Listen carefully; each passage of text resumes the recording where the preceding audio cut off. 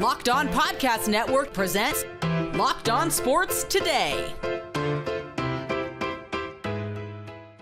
Did Cooper Flagg and the Duke Blue Devils choke, or did Houston suffocate them in the Final Four?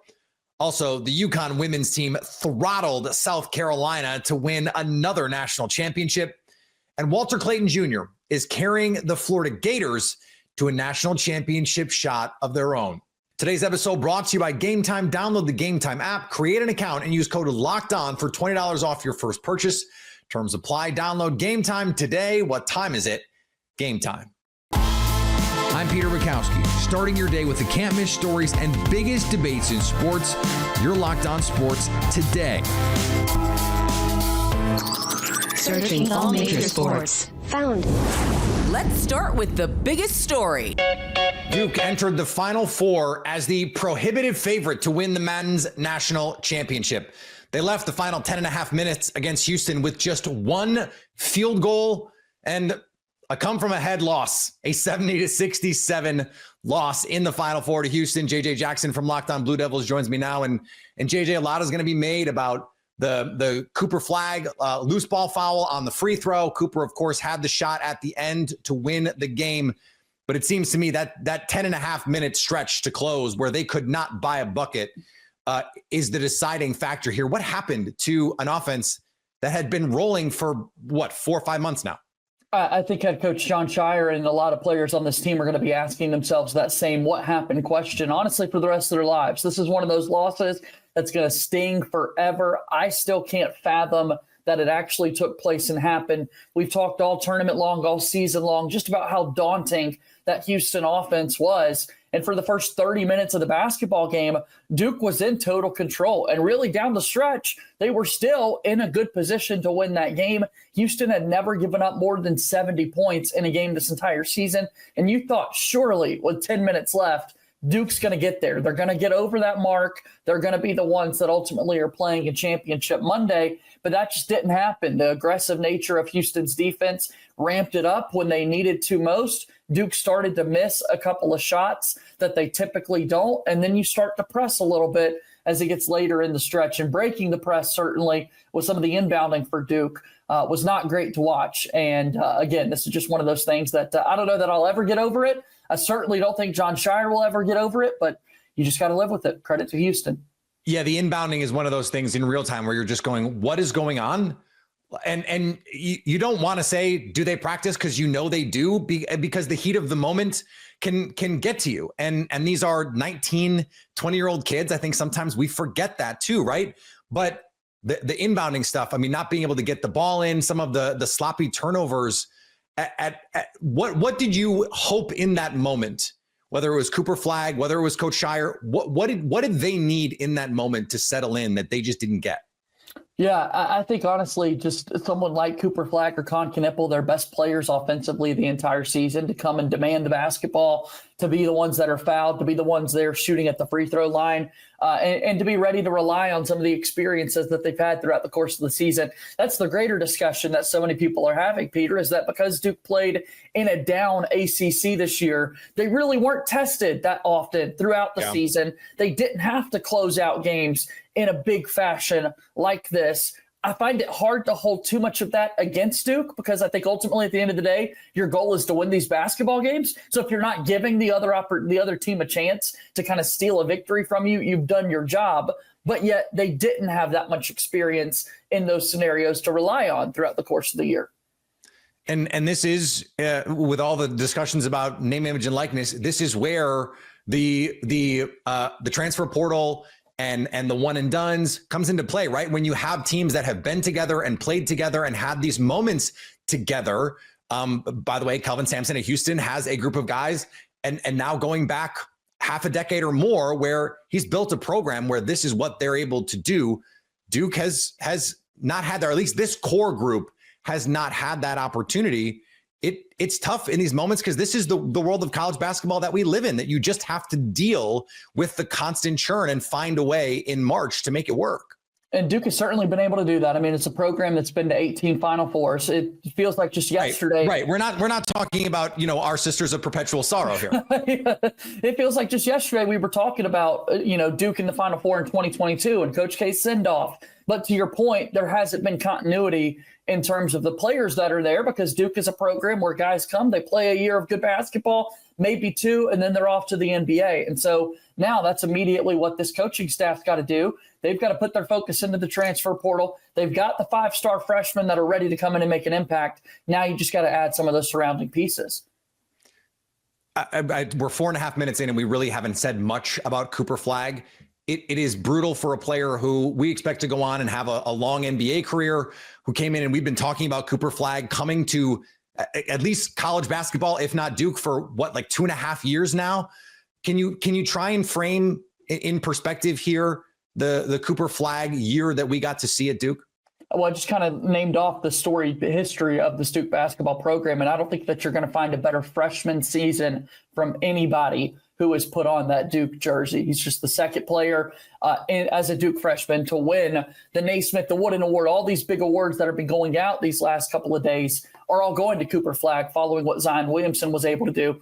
He took the team a step further than Zion was able to do in 2019, going all the way to the Final Four, winning the ACC regular season championship, winning an ACC tournament championship, even though he wasn't able to play in a couple of those games due to his injury. Just the level of play that he has shown throughout his entire freshman season, when he should still be a high school senior, is unbelievable, and definitely a guy that's going to go down as an all-time Duke great, even though it was just one short season before now he's bound for NBA success. You can stay up to date on the Duke Blue Devils all year long by subscribing to Locked On Sports Today and Locked On Blue Devils on your favorite podcast app and on YouTube. And of course, check out the Bracket Breakdown Show on the Amazon Fire TV channels app.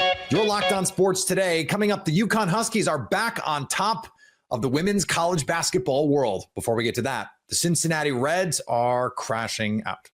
There's nothing like the energy of a live game, whether it's catching a last-minute Major League Baseball showdown or soaking up the excitement of a high-level NBA matchup.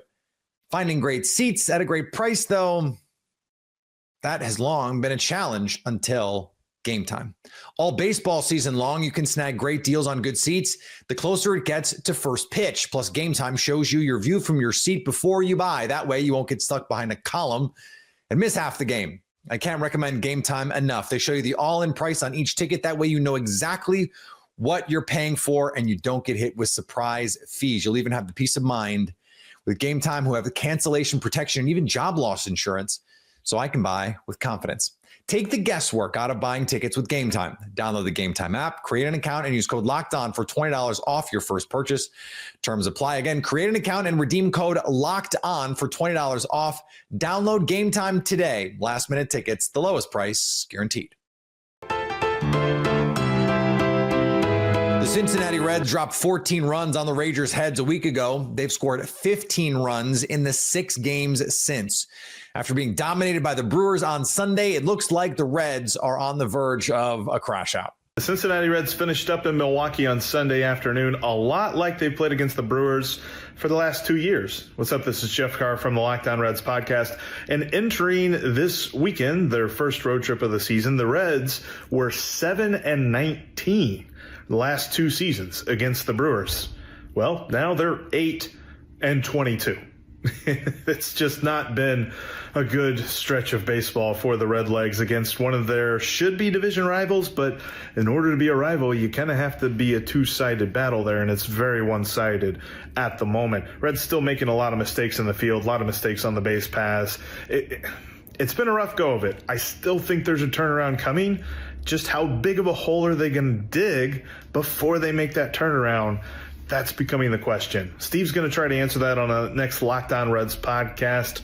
Make sure you check it out. Speaking of crash outs, the Atlanta Braves have started the Major League Baseball season 1-8. Something's got to change for the Bravos offense, and pronto. You listen to the last postcast, I was pretty angry and frustrated because the Braves just don't play the game. And I know that sounds weird to say, but you ask a Chipper Jones, you ask some of those veteran hitters, this Braves team does not play the game offensively. There is one thing that they're looking to do at the plate, and that's hit the ball as far as humanly possible. And they are great at doing that. But when that's not there, when you're facing some of the top pitchers in baseball, when you're hitting in an offensive environment that's not as conducive for the home runs, and again, early sample size early on, but it's looking like the baseballs are more deadened this year. At least they are in Braves games, maybe not when Ohtani's up at the plate. You've got to be able to score in different ways. And Major League Baseball has made changes to try to bring more action into the game. They've taken the shift away. They've made the bags bigger to try to elevate guys who make contact, that put the ball in play, to elevate teams that have speed. They are trying to change the game to be more geared towards that. And the Braves have not adjusted to that. And I think those changes are honestly better for baseball. Maybe you don't agree with that. I think that's better for baseball, to get back to a game where you're actually playing the game, where you can, perform a hit and run, where you can steal a base, where you can do the little things to score runs. And it's not just, okay, which team's going to get the 2 or 3 run home run tonight because that's the team that's going to win. Which team hits more home runs tonight because that's the team that's going to win. It's fun. It's exciting. I get it. Chicks dig the long ball, but I enjoy that game more, where it's more meaningful, the little things you do. And the Braves are bad. They're bad at doing the little things.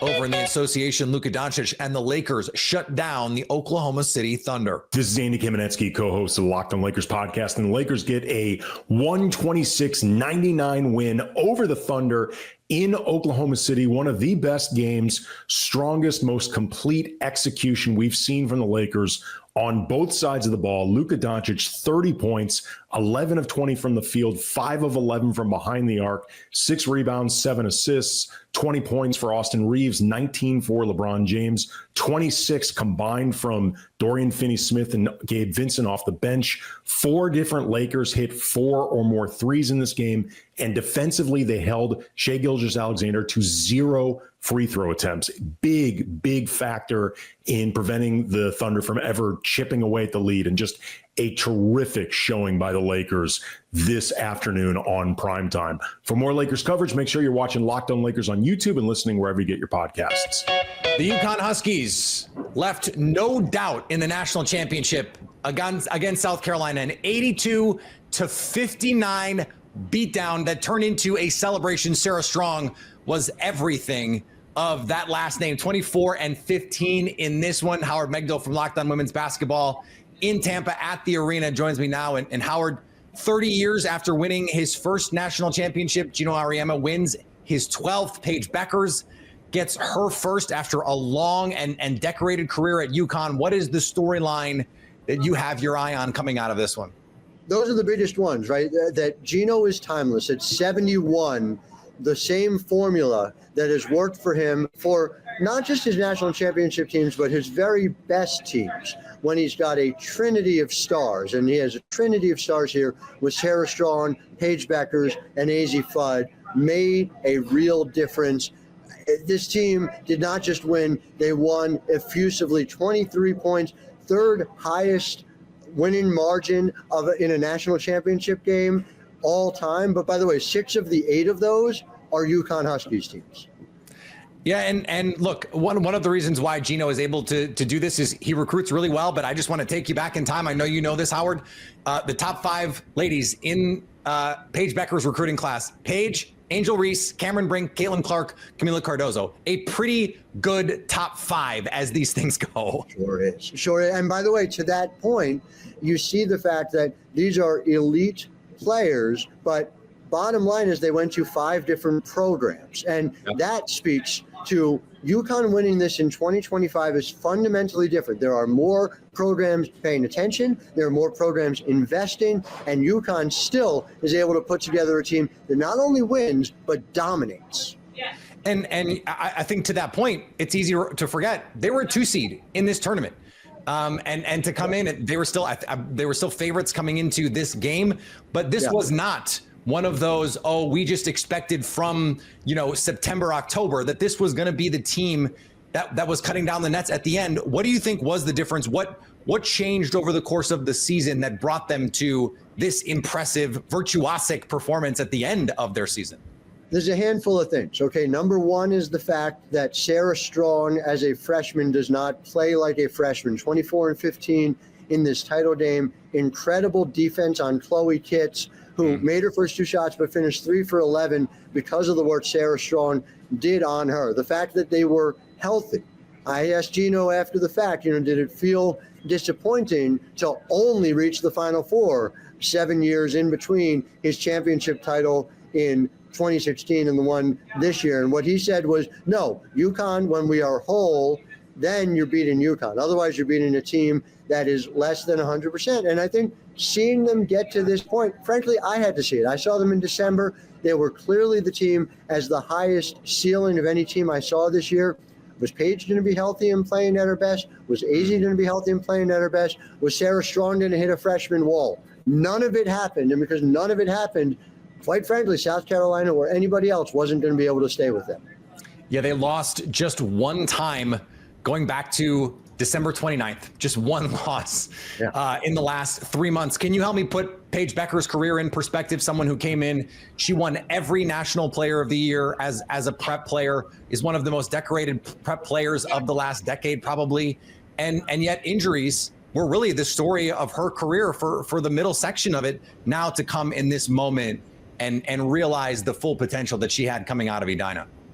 It isn't fair to ask, did you win national titles and how many? Because you cannot do it by yourself. Right. But I feel like this would have been a nagging thing in the conversation about Paige if she didn't check that box, especially at Connecticut, where unfairly, truly unfairly, the national championship is the minimum buy-in. It's the table stakes for Sue Bird and Diana Taurasi and Maya Moore and Tina Charles and Brianna Stewart, and the list goes on and on.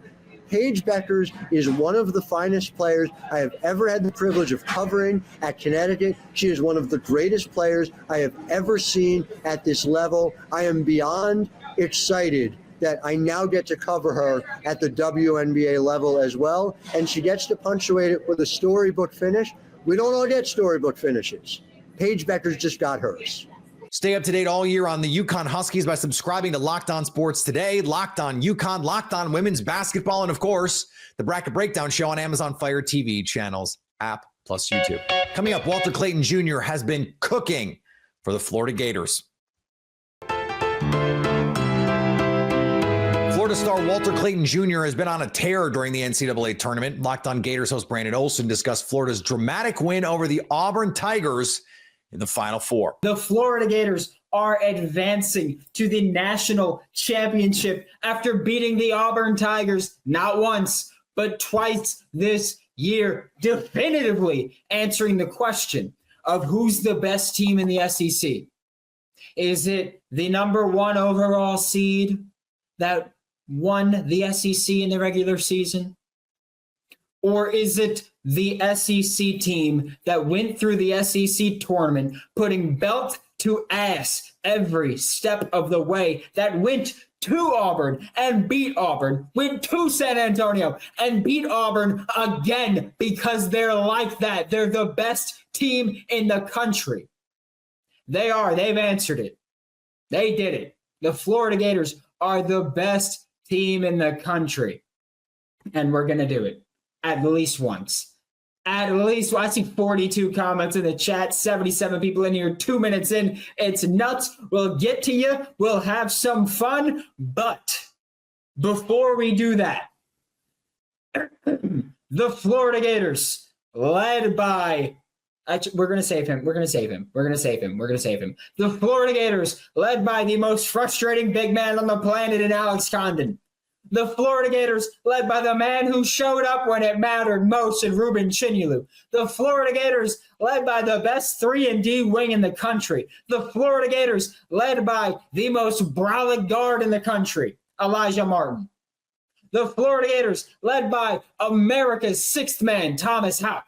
The Florida Gators, led by the most selfless big man in the country in Micah Hanlogton. The Florida Gators, led by the best guard off the bench in the country in Denzel Aberdeen. The Florida Gators, led by the best coach in the country, Todd Golden. The Florida Gators, led by the best player in the country. The Florida Gators, led by the best guard in the country. The Florida Gators, led by the Florida Gators' first team All-American. The Florida Gators, led by the baddest man on the planet with ice-cold water in his veins, Walter Clayton with 34 points. They are headed to the national championship for the first time in almost 2 decades. Bruce Pearl, you still ain't did it. The Florida Gators, Todd Golden, they did 79-73, outscoring Auburn 41-27 in the second half.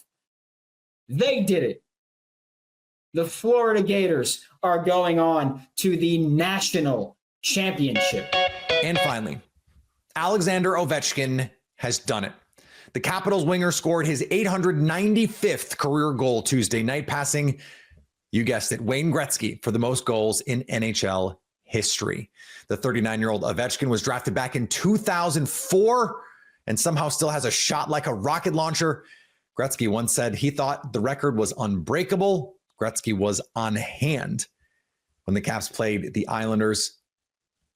Guess someone forgot to tell Ovi that it's an unbreakable record. Now, Gretzky's points record is still never going to be touched. No one will come close.